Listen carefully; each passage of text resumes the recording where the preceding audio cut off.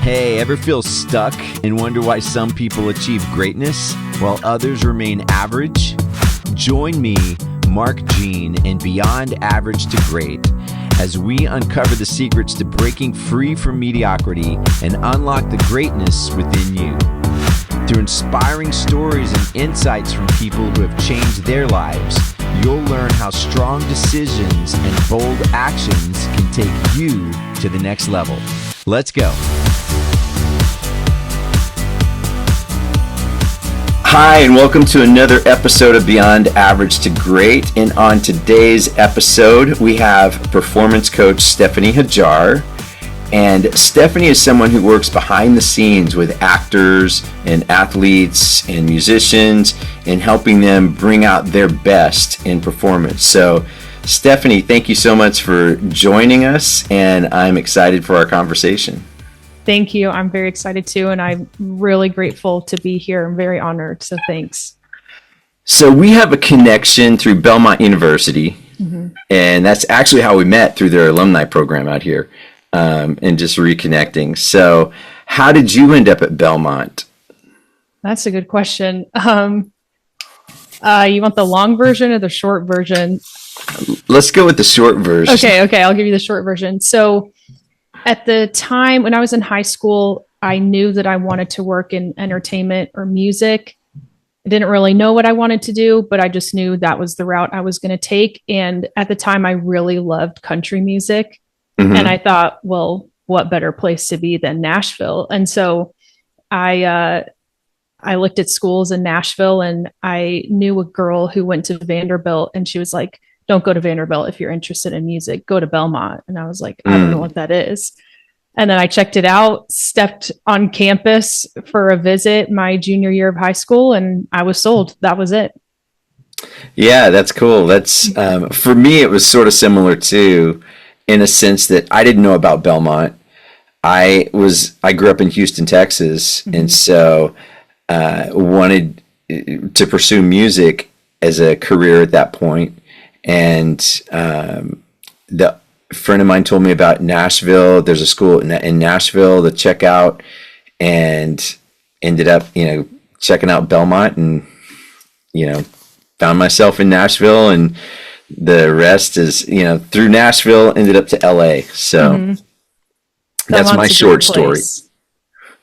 And then from there, now I find myself a business owner that has a podcast that's understanding what it means to be great. Because for me, I feel a lot of my life I've been average, at everything I've done, and just always thought people that tended to be great at what they did just were gifted somehow, that I wasn't, until I started to realize that greatness is not something that's gifted. Everybody has the ability to be great. It just you just have to make a decision that you want to be great, and then take those steps every day towards greatness. And so that's what I've learned over these past 4 years of really digging into this and seeing the results of that, making that decision to be the best I can be in my field, and working towards that is the impact that's had has been great for me. Absolutely. I can relate to that sentiment of sort of growing up and thinking like I have some natural talents, but then anytime I would find somebody better than me at whatever it was, basketball, playing guitar, snowboarding, whatever, I thought, dang it, they're better than me. I might as well try something new then. Yeah. And I used to call myself a jack of all trades, master of none. And I think it's because I was just kind of average at a lot of things and never really stuck with anything long enough to become great at it until now. I think I've been doing this work for longer than I've done pretty much anything else. And I think hopefully I'm great at it by now. Yeah. I think that happens with people that are good, that pick up on things quickly. Because I noticed this in my son, that reminded me of me, that he picks up on things really quickly, whether it's, an instrument, he could pick it up and kind of figure out things pretty quickly, or whether it's something at school or sports, he could pick up. but never had that drive to become great at it. It's like Michael Jordan says, everybody has ability, but true talent or greatness, you got to put in the work to get. For sure. And so that's kind of what I'm the journey that I'm on through pursuing greatness at what I do. And I think, everybody that's trying to be great, that's what they're pursuing. So, well, let me ask you a question. Sure. What does greatness look like for your clients that you work with? From my perspective or from their perspective? Because I think it could be different depending on the person. Yeah. So I guess from their perspective and how you're helping them achieve that as Sure. a coach. Okay. So for some clients, it could be just finding peace of mind. Yeah. That could be greatness for some of them. For others, it's breaking through that obstacle, that thing that's holding them back from getting to the next level. Or sometimes for athletes, they're in a slump or they have the yips, as they call it. And greatness for them is overcoming that and playing to the best of their abilities. So I think for most of my clients, they would probably say living a life that they are proud of and where they have peace of mind and a sense of health at the same time.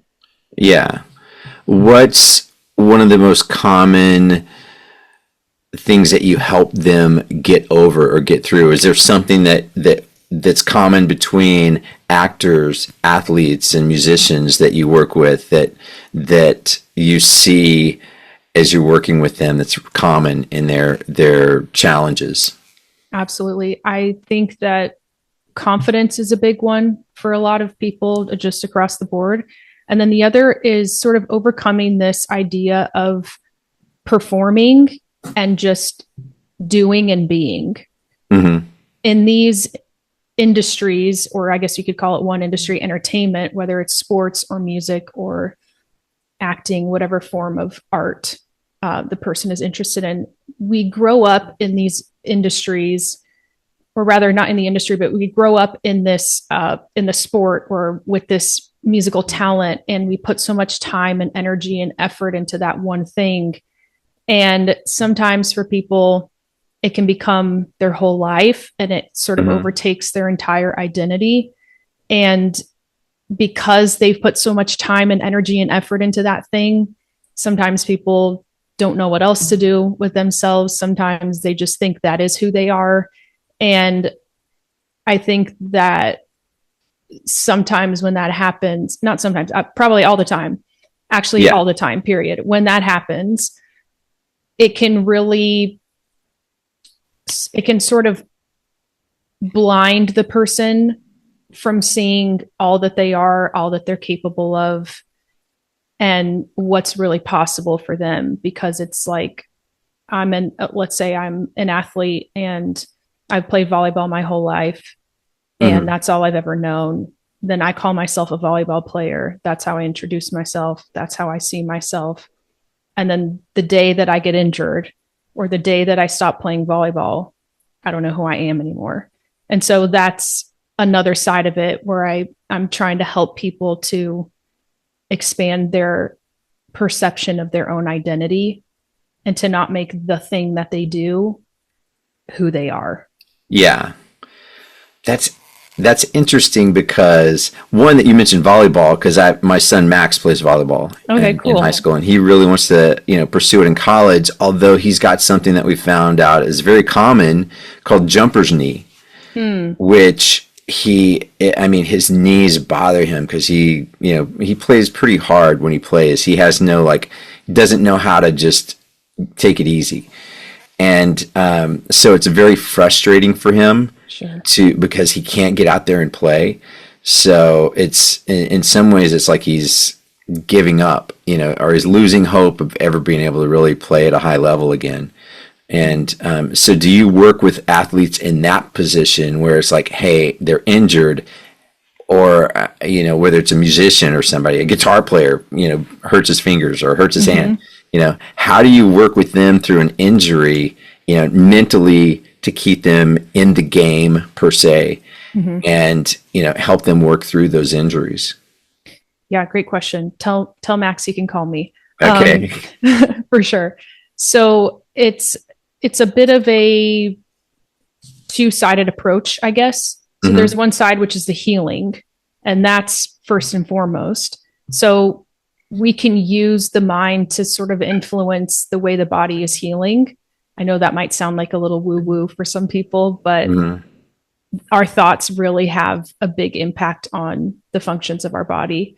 So that's one side of it. And the other side of it is reminding them in a very simple way, reminding them what is actually true. So a lot of times in these situations, I don't know what's going on in Max's head, but I can imagine there are times when he feels like he's losing hope, where he's thinking, I'm never going to play again.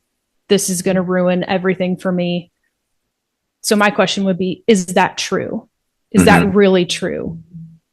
And we often don't really know the answer to that question. So how can we say that it's true? Yeah. And if it's not true, why are we believing baloney? Yeah. Let's remind ourselves of what is actually true. What is true is there are ways to rehab my knees to get me back onto the court. There are various different techniques and tools and all kinds of different things we can do to build up the strength in my tendons and my muscles, XYZ, whatever it is. Yeah. And that is true.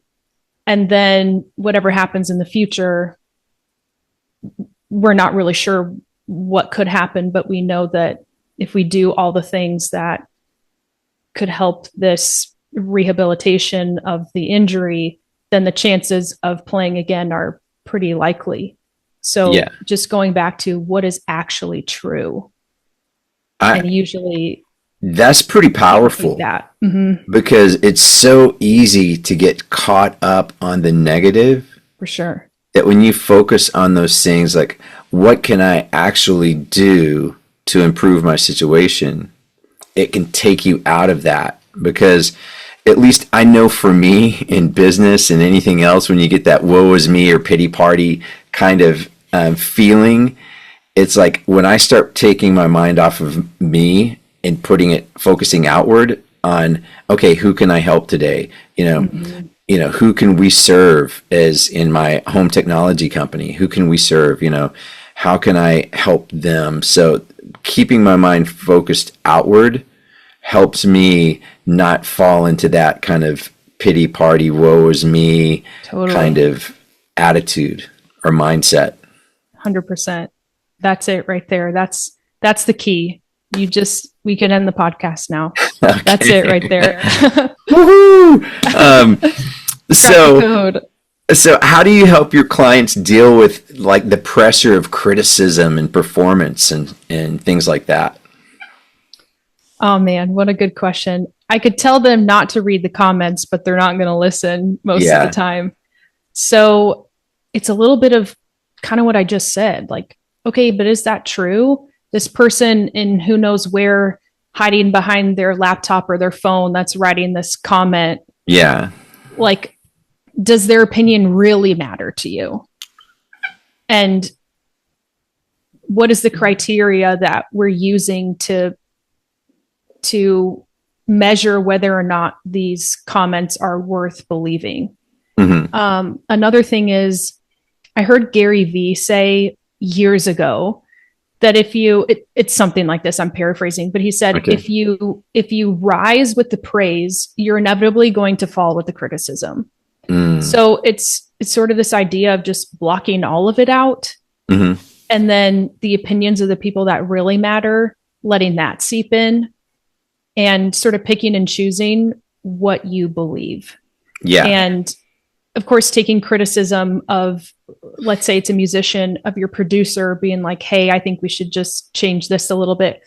Okay, listening to that feedback, but do you need to listen to every single person's opinion about your art? Because not every single person is ever going to be obsessed with this one song that you put out. So it's remaining neutral most of the time. Because sometimes the highs of the positives can make you feel good. But then inevitably, if you believe that, when you hear one negative, no matter if you have 500 positive comments or articles written or whatever it is, that one comment or that one bad article, people pay attention to that. And I think that's just human nature. So Yeah, let's I mean not that's a rise true. and let's not fall. Let's just stay somewhere in the middle. Yeah, and that's true in any industry. For You know, sure. the one comment is what, and the news Mm-hmm. is founded upon that. It's like you hear the bad news all the time. You don't hear the good things or the good Right. news. Yeah, you said something that reminded me of, we have clients that are celebrity clients that have had a lot of success, and one of them was telling me a story. He's a artist and a songwriter, and he was telling me the story of the song he was working on, and he felt the lyrics were pretty good, but the guy that he played it for told him sometimes you have to give up good to get great. Mm. And that stuck with me when he told me that. I was like, you know what? I do that all the time. I'm thinking this is good enough, whatever it may be, whatever I'm doing. If I'm, and so I've now kind of thought, is it good enough or can I make it better? Can it be great? So I started asking myself those questions and trying to realize that saying that I've heard too, how you do one thing is how you do everything. Yes. So I'm trying to force myself out of being average by doing those things that I know is going to push me to be great. Mm-hmm. That's so good. So I just have like a bunch of little questions I have here. So one of them, what does consistency look like for your clients, especially when the world is so chaotic? I know social media, a lot of them now have to have a social media presence, to stay engaged with their fans. And so what does consistency look like for them when everything seems to be kind of chaotic in the world? Yeah, man. Um, I think consistency can look a little bit different depending on what the client does. Mm-hmm.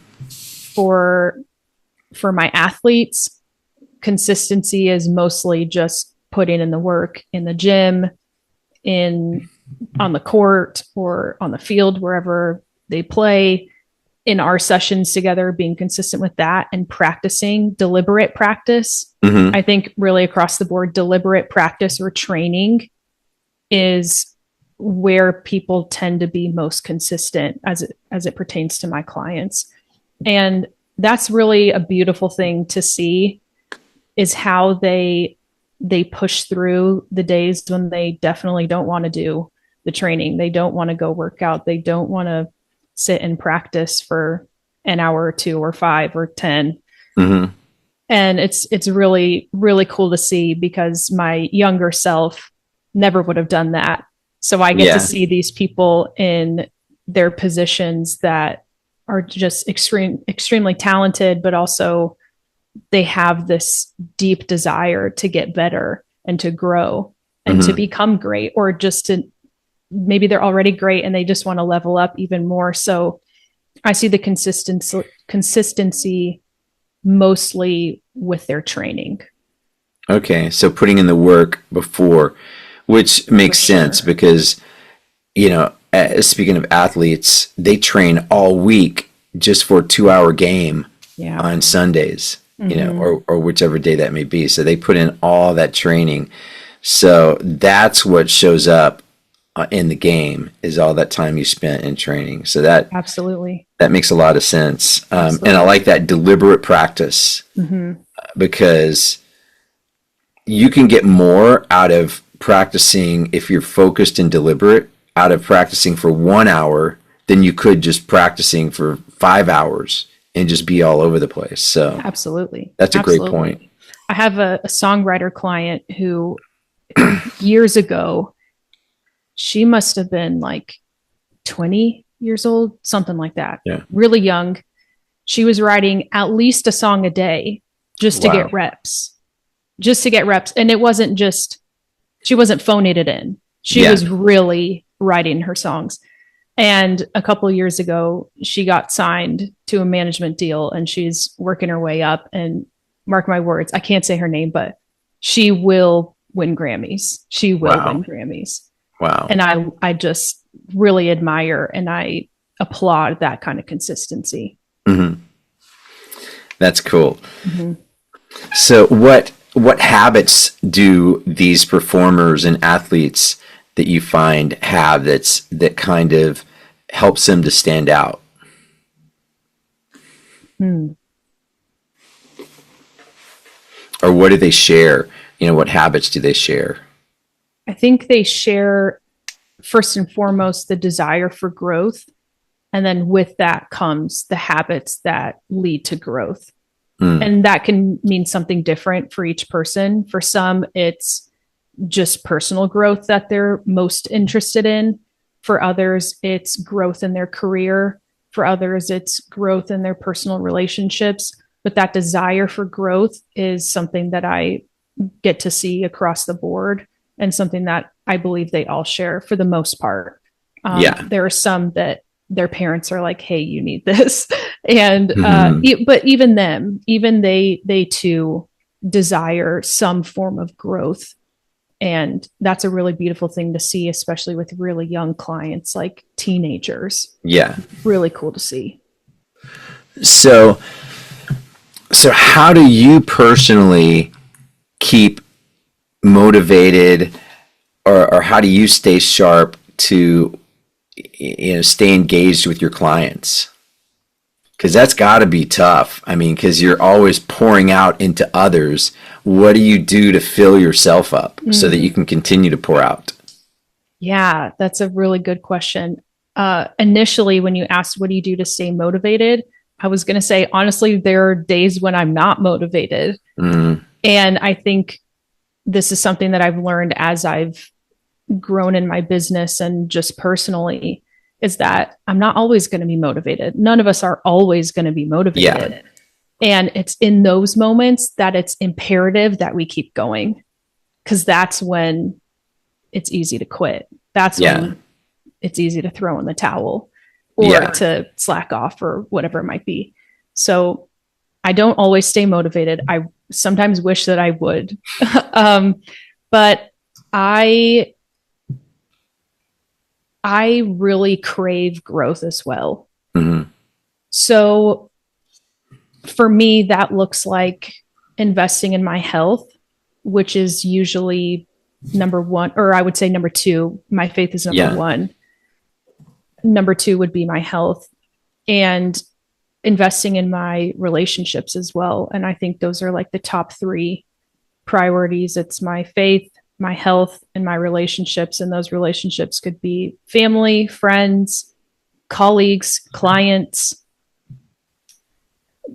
But investing in those three things is what keeps me going and keeps me from having my battery drained. I really emphasize the importance of recharging and resting and recovering for not only my clients, but myself as well.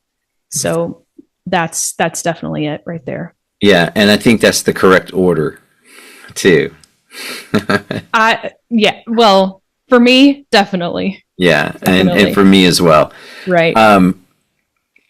Yeah. Cause it is so easy to just, as you're pouring out, to not refill yourself, because otherwise you are, like you said, you do get drained, you do get burned out. Mm-hmm. I think one of the things that I'm learning and trying to be more consistent with is just creating those routines and habits that kind of build on that. So, if trying to grow a business and build a business, part of that for me is connecting with the people I need to connect with.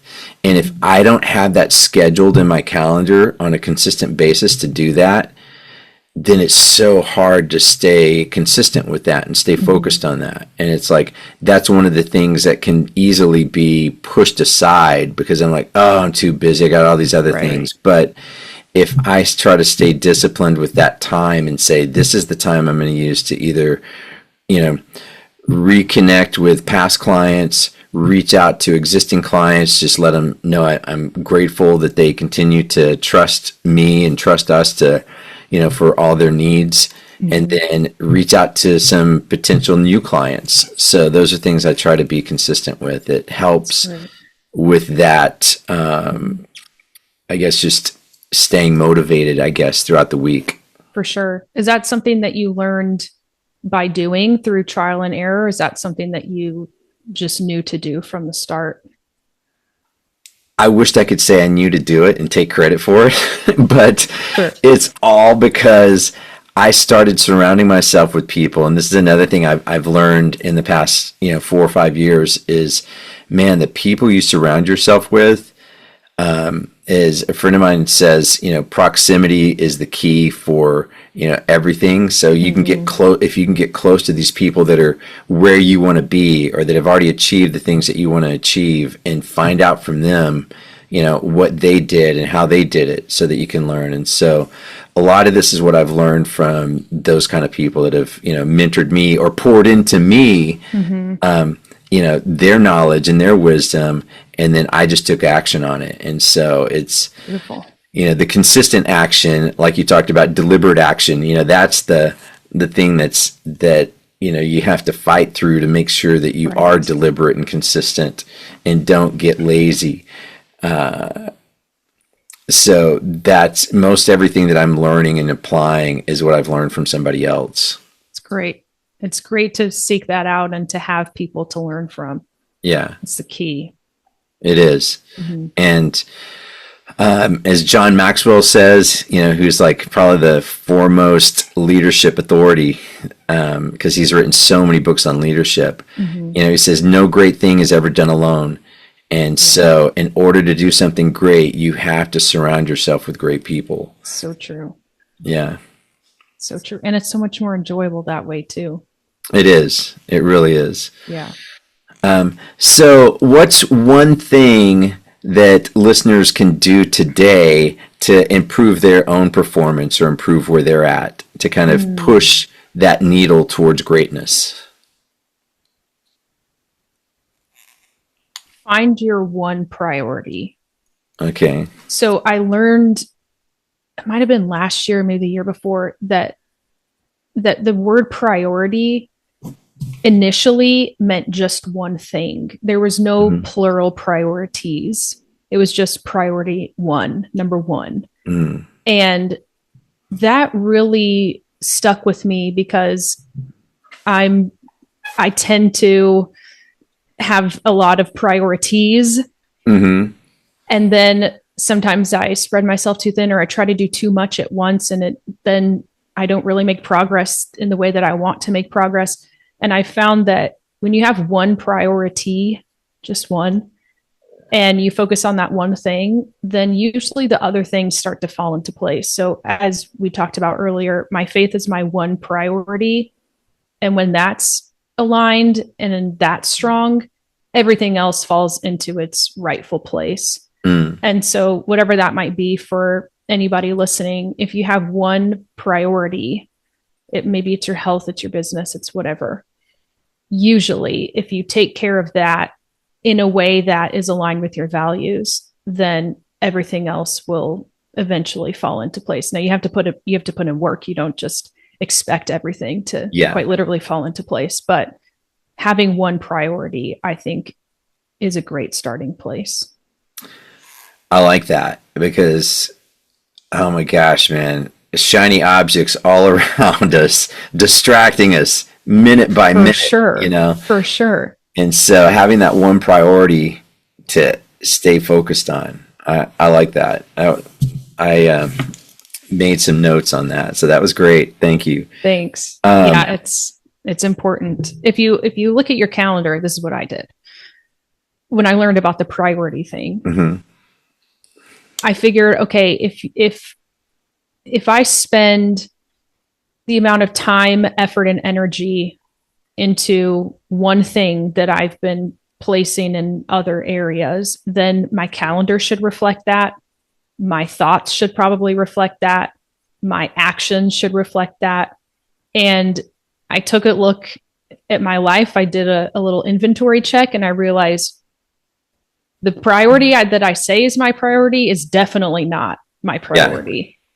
Yeah. And I honestly, at the time, had health as number one, which is not a horrible idea. Mm-hmm. But I was compromising on other things because of that. So because health was number one, I was like, okay, well, I don't work past 6 p.m. And then I'm missing out on some things that I could be doing at 6:30 when it comes to work. Like if I send one email, it's really not a big deal. Yeah. Or if one client wants to do a session and that's the only time they can do, I can do a session at 6:30. It's okay. Yeah. But I told myself that's my cutoff. I'm prioritizing my health so I can get to bed at a decent hour and I can eat dinner and blah, blah, blah, blah. And I realized that really wasn't helping me grow and go in the direction that I wanted to. Yeah. And really that priority was not helpful. And the thing that I said that I prioritized, number one, really wasn't being prioritized. Yeah, what's been popping up in my everyday life, I guess you could say, just all the time. This is, it's like what you focus on starts popping up everywhere. Is your calendar. And I've never been great at consistently keeping a calendar, but all the people I see and know that have created success or do things, man, they live by their calendar. And one thing that was said to me, he said, show me your calendar and I'll show you what you're committed to. So it's exactly what you're saying. It's like, what are you committed to?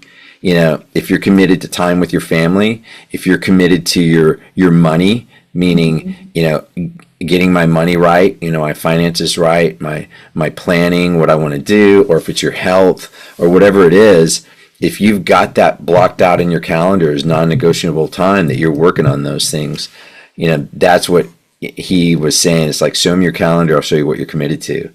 And man, there's so much white space on my calendar. And as he says, white space is the devil because you have no focus during that time, because it's just like, you know, you're not deliberately or intentionally telling that time what you're going to be doing with it. And somebody else is now in control of your time. Definitely. Yeah. White space is the devil. He's not wrong. He's not wrong. Yeah. Well, man, this has been great. I've really enjoyed this, and thank you for being a guest on the show. Likewise. Thanks so much, Mark. So how can we get in contact with you? So if someone wants to reach out and find out more about coaching or just connect with you. Sure. So you can find me on Instagram. It's at Coach Steph Hajjar, Hajjar. Or you can go to my website, stephaniehajjar.com. Occasionally, you can find me through Belmont University, but it's easier to just come straight to the source. Yeah. Or if you go to shadingthelimelight.com, I'm also on that website. That's an organization that I've been working with since I started this work. And yeah, you can find me there as well. But happy to connect with anybody through any of those three ways. I'm not super active on other social media, so I would say Instagram is probably best. Hey, thank you for joining us today on Beyond Average to Great. If you enjoyed this episode, the best way to show your appreciation is by subscribing to our show and sharing it on your social media channels. Don't forget to tag me when you do. We'll see you on the next episode. Until then, remember, be great.